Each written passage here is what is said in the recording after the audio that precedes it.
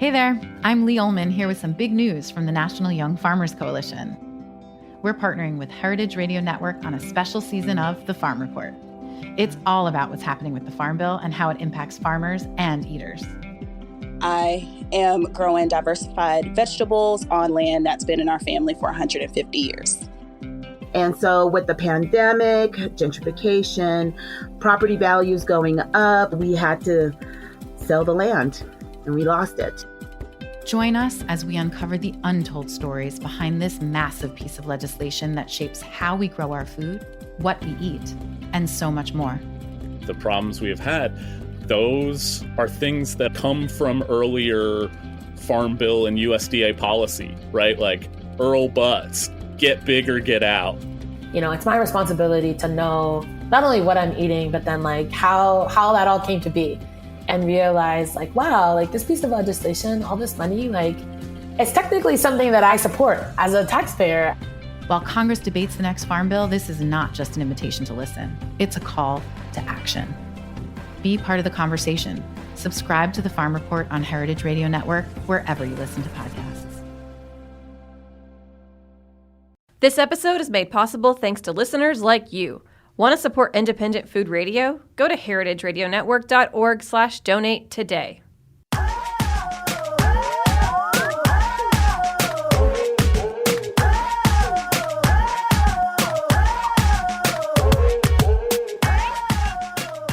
Hello, and welcome to A Hungry Society. I'm Portia Wilson, and this is the show where we talk about food, food media, and so much more. Today's guest is Rahanna Bisseret Martinez, a talented 15-year-old chef and a finalist on Top Chef Junior. Rahanna has been featured on the Today Show and has cooked in some of the best kitchens in the world at only 15, including Alice Waters Chez Panisse in Berkley, California, Nina Compton's Compere Lapin, and Emeril Lagasse's self-named restaurant in New Orleans. She recently just got back from France. Yes. And she's here in the studio today. Hi, Rahanna. I'm so happy to have you here. I'm so happy to be here. Thank you. I feel like I've been following you for a minute and like I can't even keep up. Like you are all over like the world or all over the country. You're like actively like pursuing your dream of like, you know, being a chef, and it's like so great to watch. Oh, thank you. So, you know, I said in the intro that you were just in France, but can you tell listeners like what you were doing? Yeah, I was just in France, and prior to that, I was in London, and I got to do a stage in London, which was super, super exciting. And I just really, it was the first time I was out of like the U.S., so I was like really excited to see what everything was like there, and I learned a lot about the food culture, and the kitchen I was in had amazing like team mentality. It was just really awesome. Yeah, you have worked in some impressive kitchens. Thank you. Like all over the country. Can you kind of give listeners a rundown of like some of the chefs you've gotten to work with? Yeah, so some of the chefs that I've gotten to work with was at, like you said, Chez Panisse, but I also really loved my experience at Wolfgang Puck's Hotel Bel Air, which was really awesome. I'm trying to think of, I was at Dominique Gansel's bakery, which is super cool to see like how he makes everything. And also Ikoyi in London, which was really cool. That was the stage I did in London.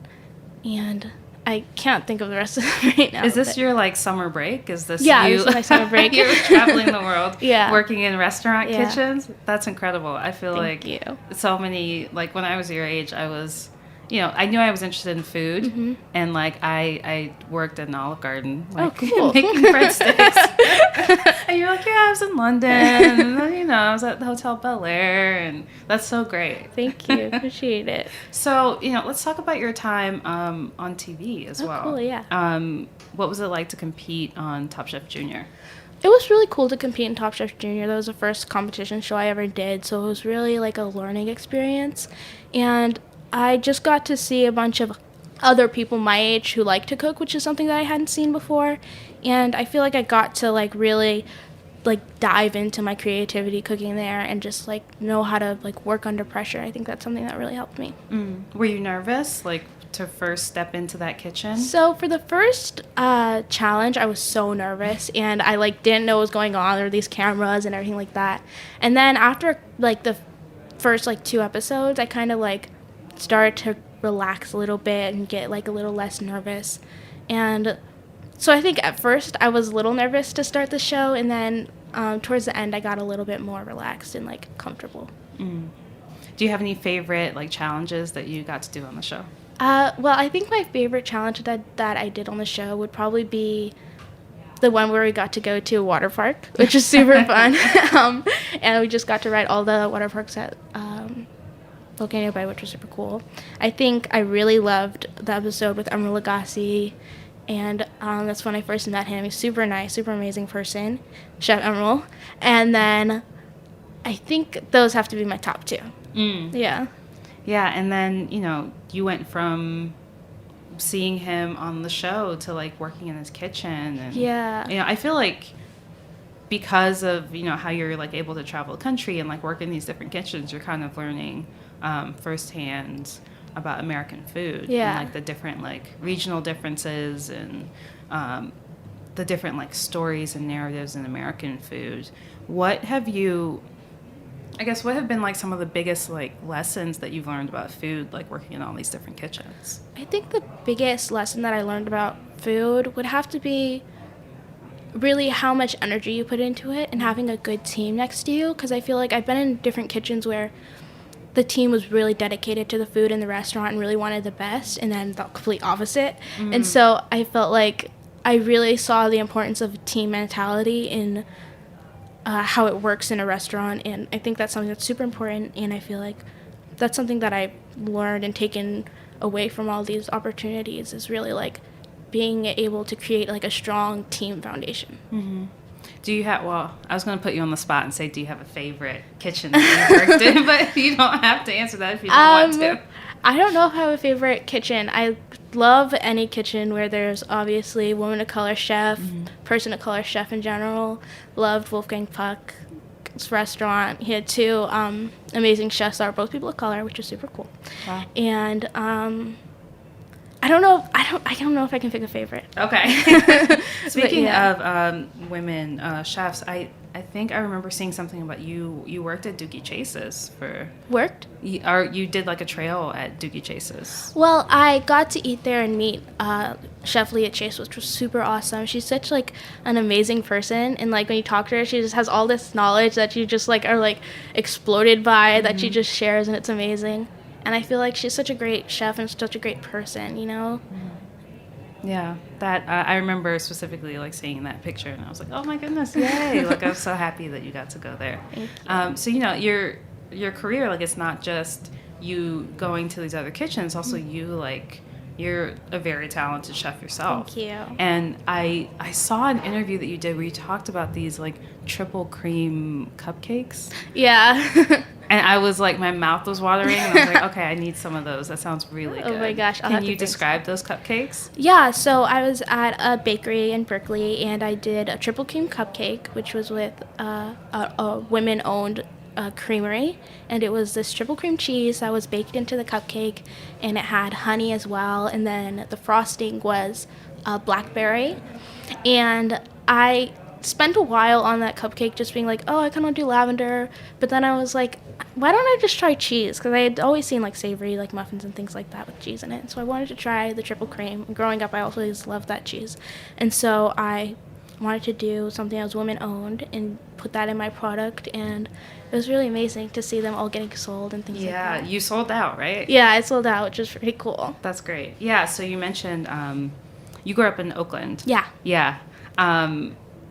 What was that like? Like, how did you get into food?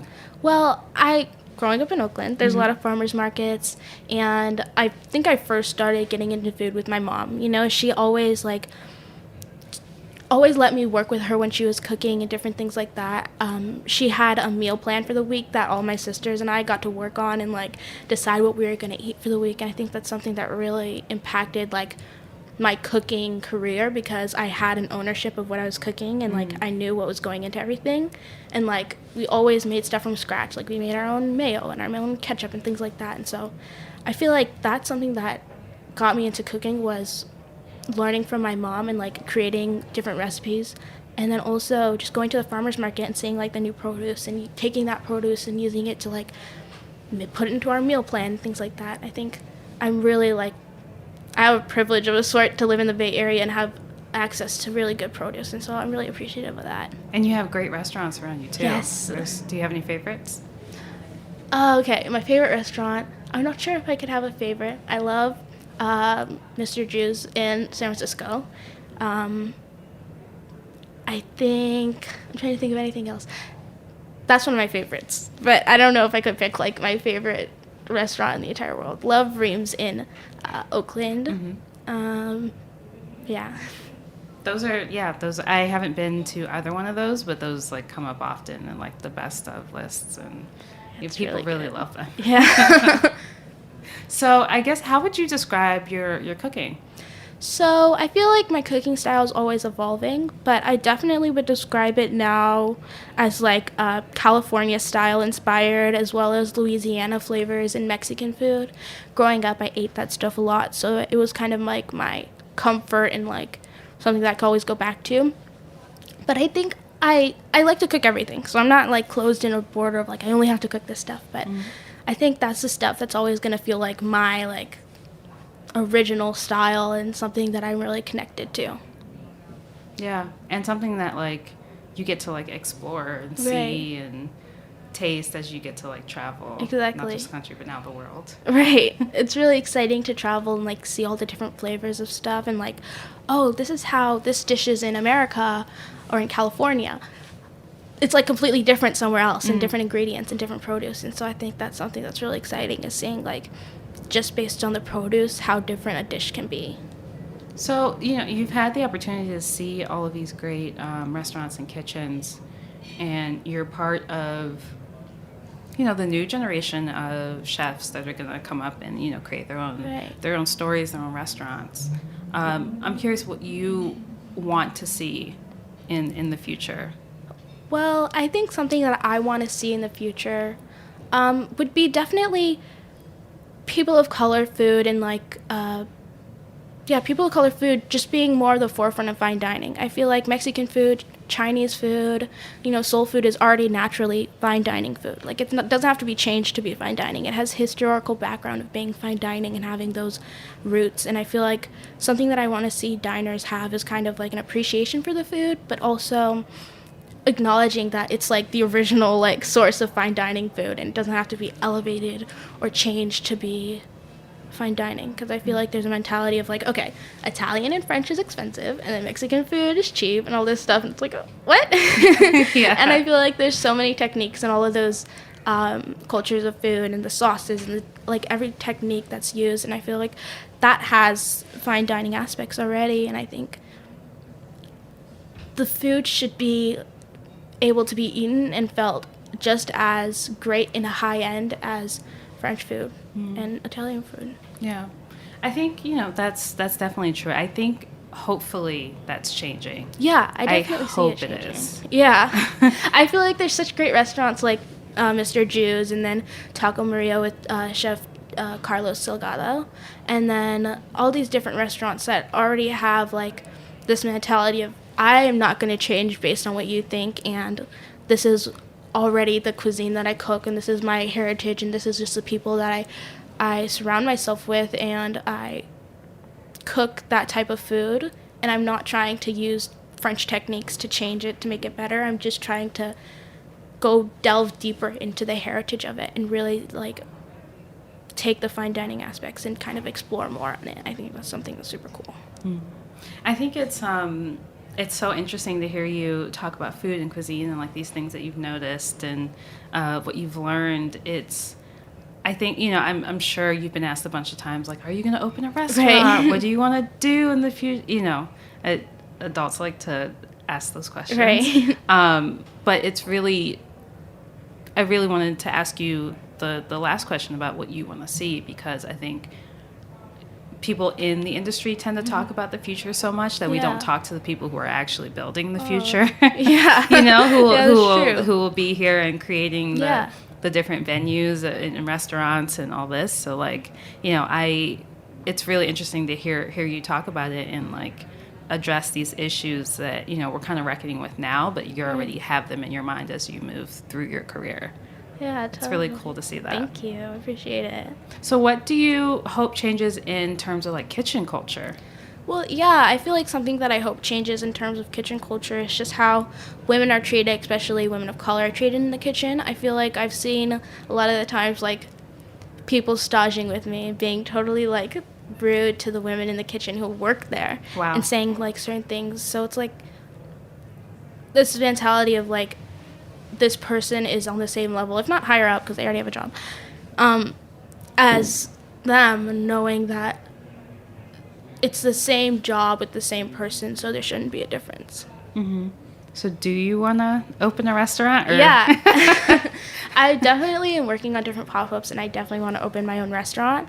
I'm working on this hand pie idea, where it's hand pies that are being sold, and I think something that's really cool is, like, getting to incorporate different things into the crust. And I feel like I heard this one chef saying you could tell a chef's style of food just by looking at it, and I think that's something that I hope I get to do as I, like, evolve and create more recipes and things like that, is being able to know, like, oh, that was made by Rahanna, based on, like, oh, you're always going to see more fruits and vegetables, like, incorporated, or you're going to see seasonings and the crust and different things like that. So I feel like that's something that I want to work on and experiment with.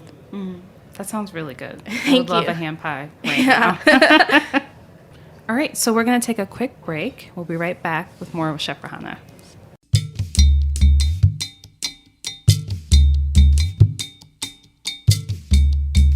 This episode is brought to you by you. As an independent member-supported nonprofit, the amazing content you hear on HRN is made possible thanks to our generous community of members and partners. For 10 years, HRN has been a defining voice in America's food movement, and we never would have made it this far without you.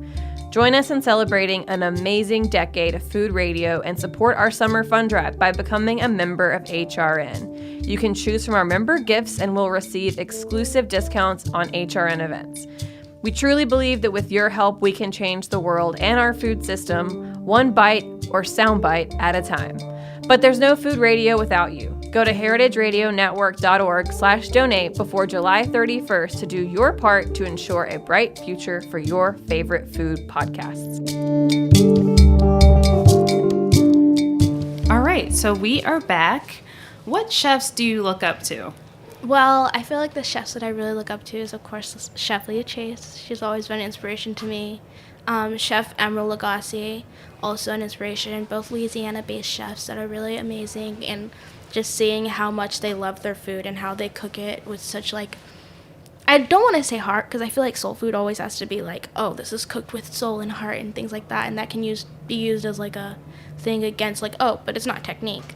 So I, like, it's cooked with such, like, love for technique in the style of food, and I feel like those are two of my inspirations. But also people like Jacques Pepin, who, you know, lived in France. He was young when he started cooking, and I think that's an inspiration to me, because I started cooking and staging different restaurants at the same age, around the same age as him. So I think that's something that's really cool, and that's something that I look up to and I aspire to be like. So yeah. I'm hearing maybe your restaurant's in New Orleans, maybe in France. Right. I love maybe both multiple places. locations. Yeah, maybe multiple locations. The food in New Orleans is amazing, so that'd be super cool. As well as France, that'd be awesome. I love California because that's where I'm from. So I don't know, maybe all three. That sounds amazing. Maybe you start something in each one of those places. Right, exactly.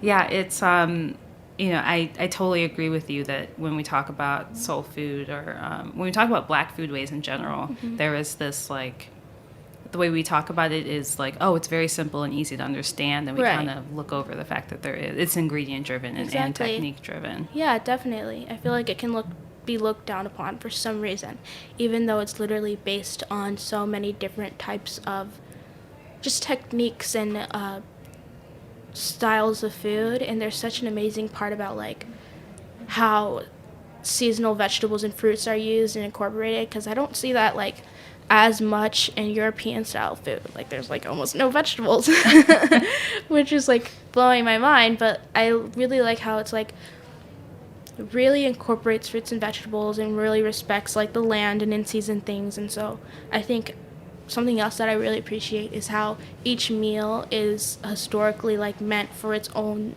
certain time or any type of season. Like, oh, there's this dish because when it's cold, you need this type of food and things like that. So that's something that's really cool. Do you have a favorite dish that you've made? Favorite dish that I've ever made? I don't know if I have a favorite. I mean, there's always, like, dishes that I love to eat. I love gumbo. I love, like, tamales. I love crawfish and different things like that. I literally love everything. I'll eat anything. That's great. So, yeah, like, I'll go into different kitchens. They're like, oh, do you have any allergies, or are you allergic to anything, or is there anything you don't like? I'm like, no. Yeah. I'll eat anything. So I think that's something that I love to do, is just eat as much as I can. So, I have some questions that I ask every guest. You said you don't have, like, a favorite restaurant? No. No? No, I don't think so. Is there a restaurant you go to more often than others? Oh, I'm always at Reams. I feel like I love their Pali Cali, and it's their like... Pali Cali? Yeah, it's like Palestinian, California food. It's like...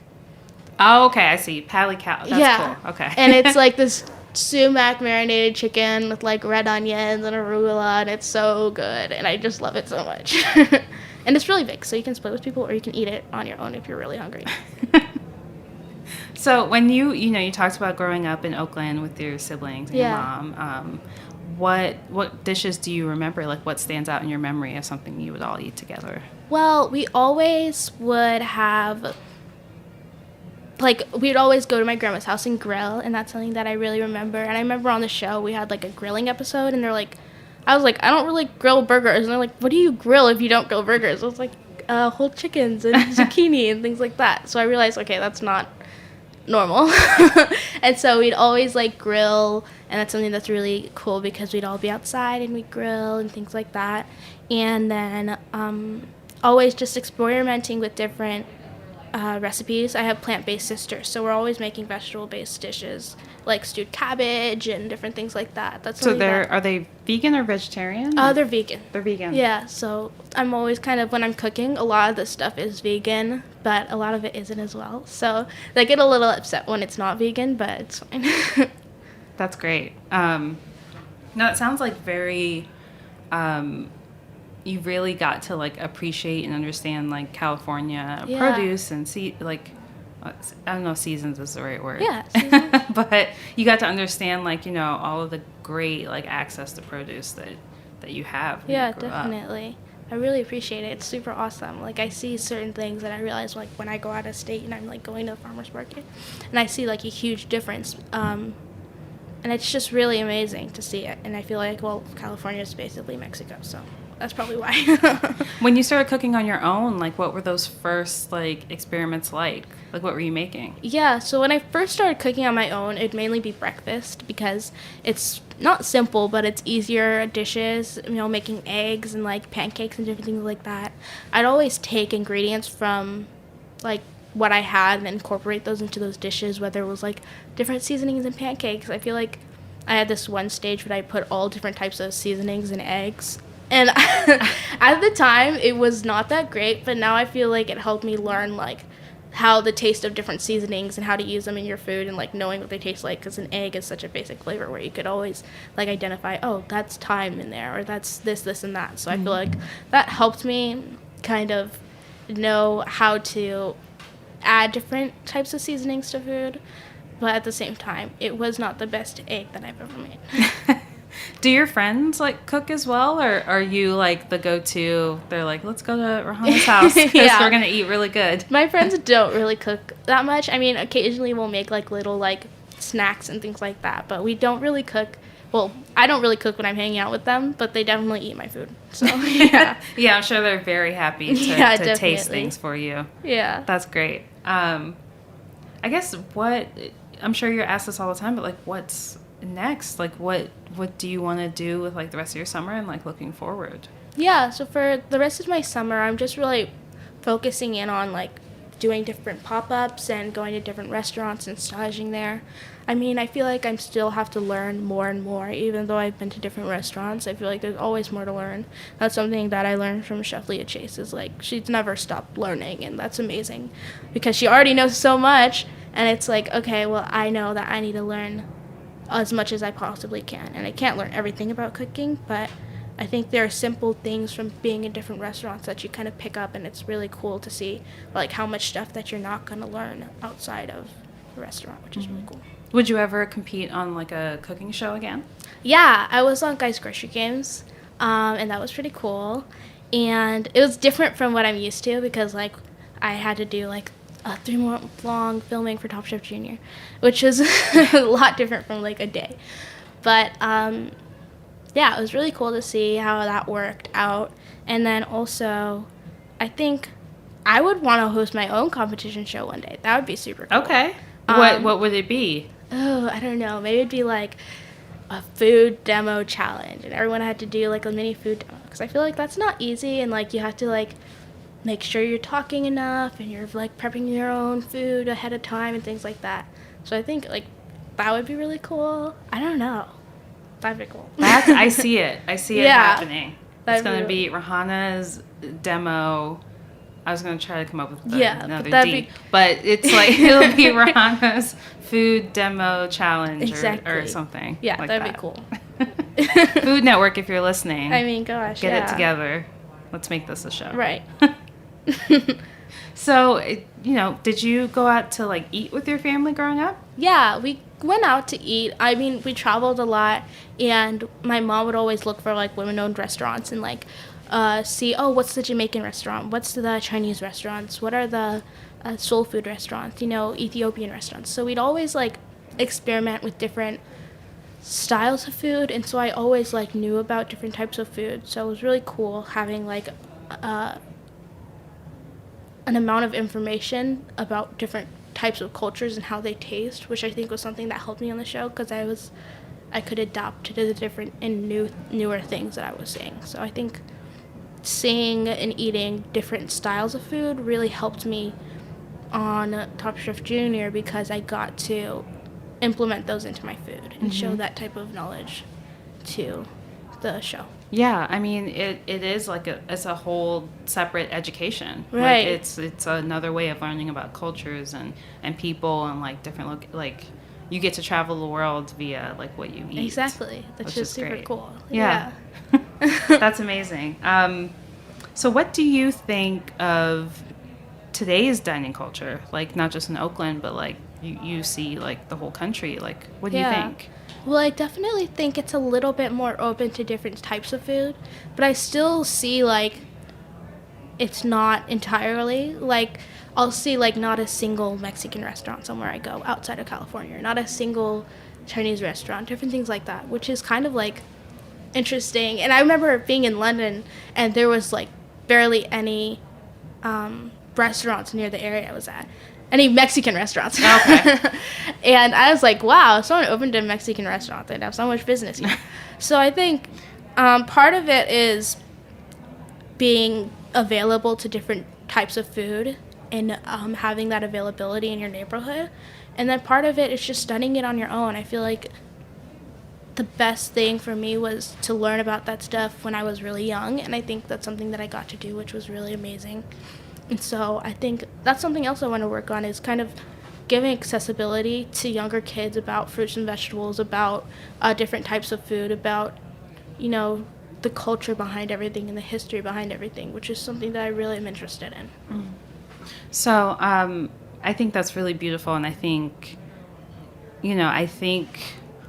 food media and like, food culture, like we try to like push that. And I think someone like you have a really unique opportunity to like actually like create change, like being someone that, young people can like relate to and understand maybe a bit more. Totally. Yeah. So it's really cool to see that. Thank you. I appreciate So a question that I ask every guest Yes. is, can you talk about one of your worst dining experiences you've ever had? Oh my gosh. Okay.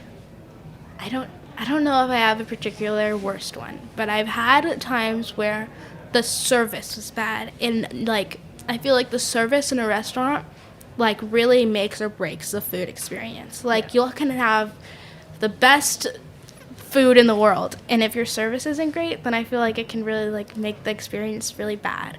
And so I think the service part of every restaurant has to be strong and building a team of good people. So I feel like just the service of the restaurant really helps out. Is the person being nice? Is the person like checking in on you and different things like that?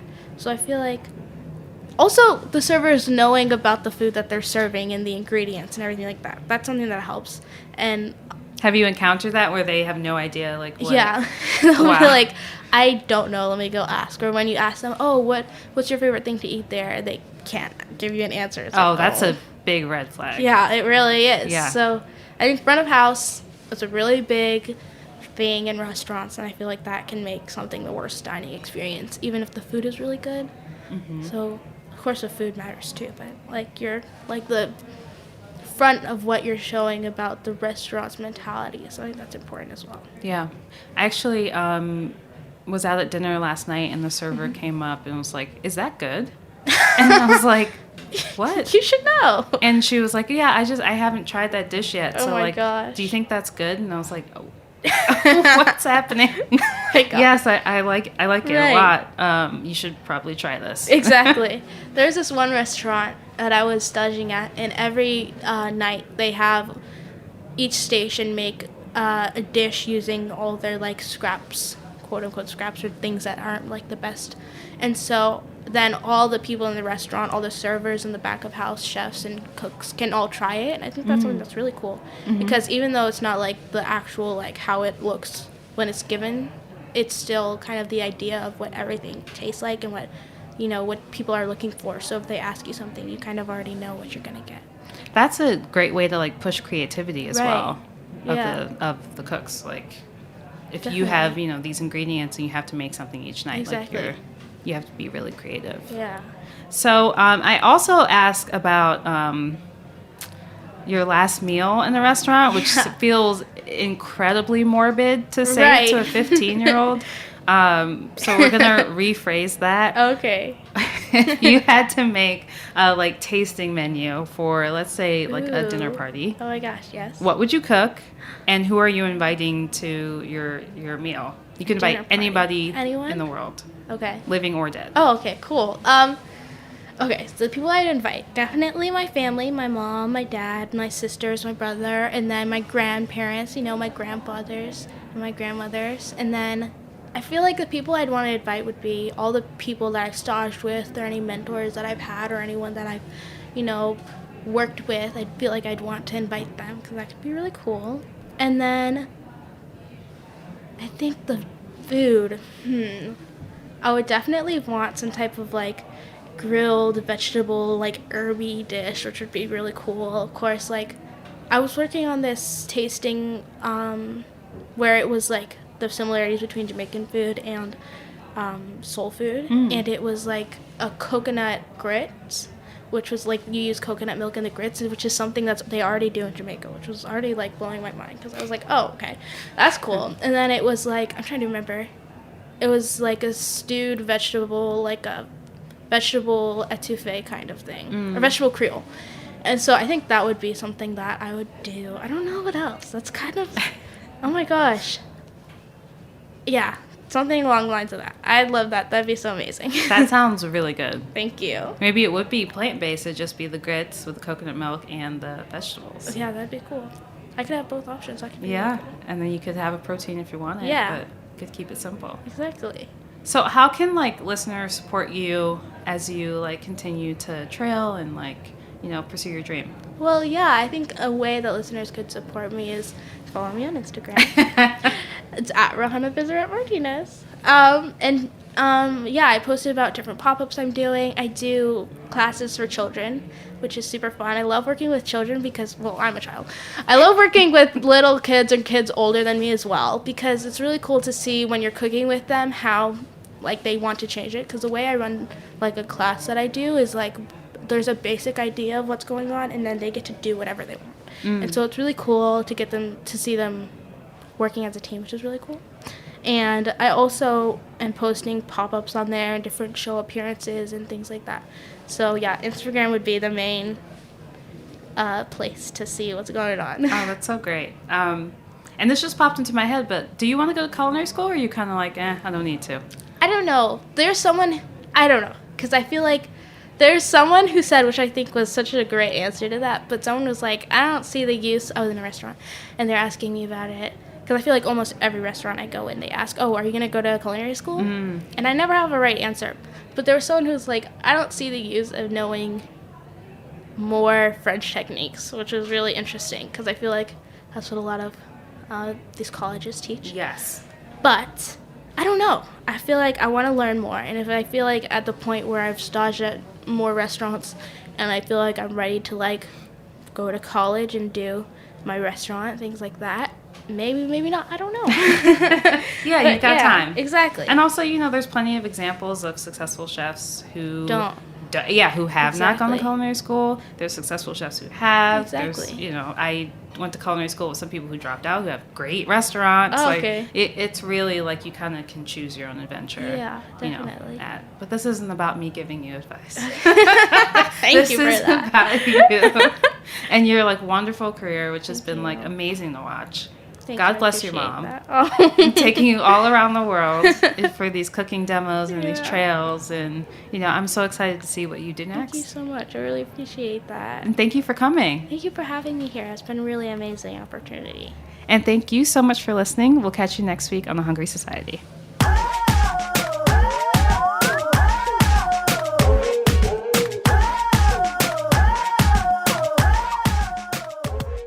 Thanks for listening to Heritage Radio Network, food radio supported by you. For our freshest content and to hear about exclusive events, subscribe to our newsletter. Enter your email at the bottom of our website, heritageradionetwork.org. Connect with us on Facebook, Instagram, and Twitter at heritage_radio. Heritage Radio Network is a nonprofit organization driving conversations to make the world a better, fairer, more delicious place. And we couldn't do it without support from listeners like you. Want to be a part of the food world's most innovative community? Rate the shows you like, tell your friends, and please join our community by becoming a member. Just click on the beating heart at the top right of our homepage. Thanks for listening.